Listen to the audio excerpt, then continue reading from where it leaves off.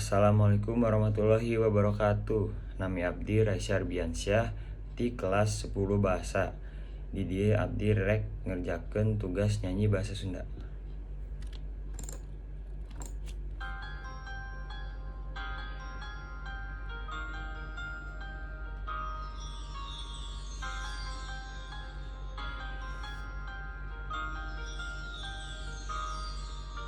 Saju bodas di peting ieu jejak katingal.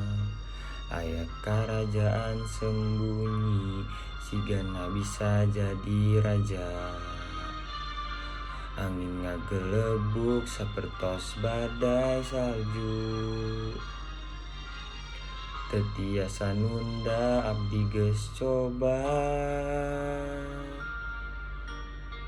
Tong titah abus, tong titah ningal. Jadi budak kudu selalu bager. Geus sumpetkeun tong dirasa. Jadi pada nyaho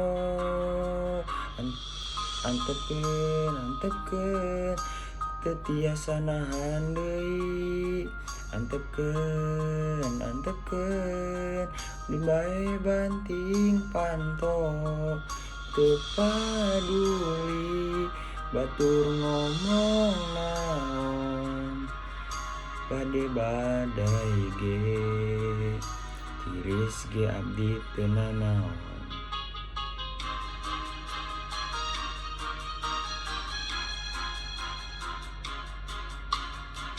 Kabeh jadi leutik geus sieun nu ngontrol abdi. Teu tiasa ka dieu deui. Ayeuna mah abdi nyaho ngetes abdi jeung menguji abdi. Eueuh salah eueuh aturan bebas. Antepkeun jadi jigeung langit. Antepkeun moal ningali ceurik. Di dieu nangtung, di dieu cicing, bae badai ge.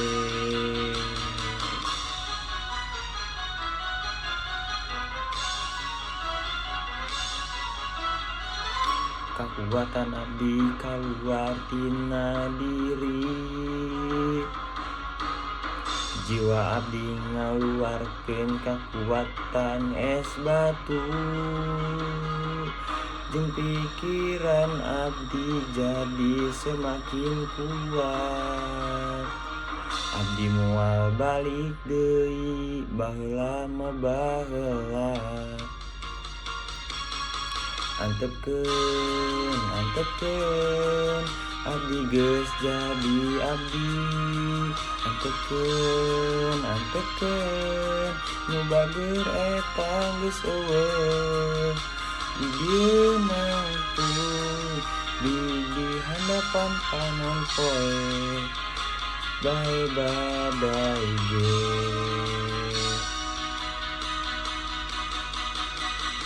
Tiris ge abdi teu nanaon.